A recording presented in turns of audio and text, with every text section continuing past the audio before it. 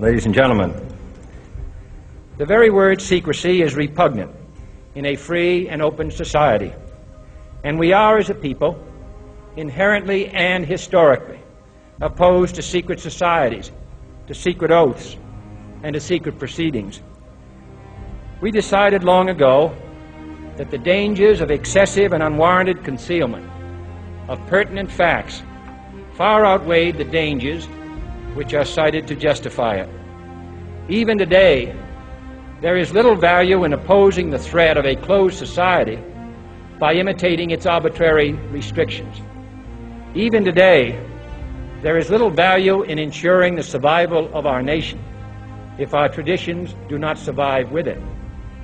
And there is very grave danger that an announced need for increased security will be seized upon by those anxious to expand its meaning to the very limits of official censorship and concealment. That I do not intend to permit to the extent that it's in my control. And no official of my administration, whether his rank is high or low, civilian or military, should interpret my words here tonight as an excuse to censor the news, to stifle dissent, to cover up our mistakes, or to withhold from the press and the public the facts they deserve to know. For we are opposed around the world by a monolithic and ruthless conspiracy that relies primarily on covert means for expanding its sphere of influence, on infiltration instead of invasion, on subversion instead of elections, on intimidation instead of free choice, on guerrillas by night instead of armies by day.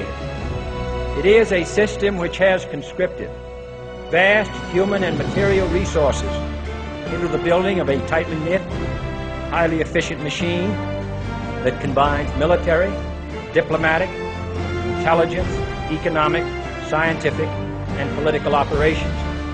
Its preparations are concealed, not published.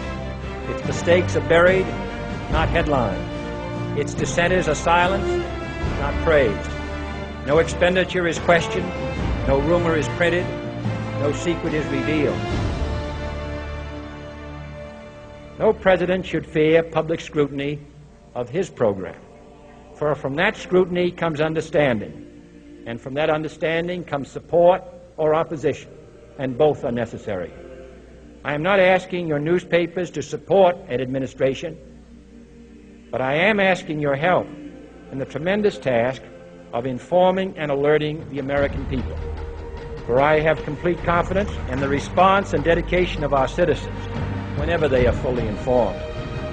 I not only could not stifle controversy among your readers, I welcome it. This administration intends to be candid about its errors. For as a wise man once said, an error doesn't become a mistake until you refuse to correct it. We intend to accept full responsibility for our errors, and we expect you to point them out when we miss them. Without debate, without criticism, no administration and no country can succeed, and no republic can survive. That is why the Athenian lawmaker Solon decreed it a crime for any citizen to shrink from controversy.